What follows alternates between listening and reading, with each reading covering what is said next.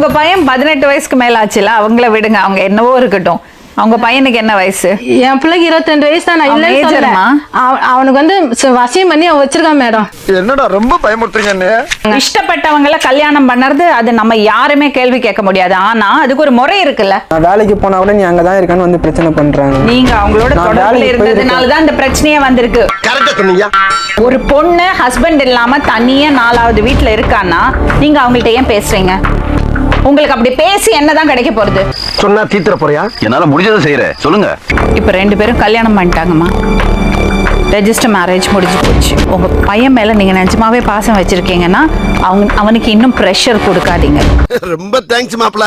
இல்ல மேடம், எனக்கு என் புள்ள வேணும் மேடம். நான் பிரஷர் கொடுக்கறதால நான் இனிமே அவங்க வீட்டை நான் போக மாட்டேன்.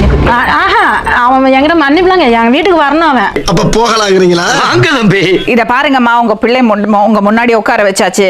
நீங்க பேசி பாருங்க. சட்டப்படி அவங்க புருஷ பொண்டாட்டி. நம்ம யாராலையுமே அவங்களை பிரிக்க முடியாது. அப்படி சொல்றா சிங்கா குட்டி வா வா.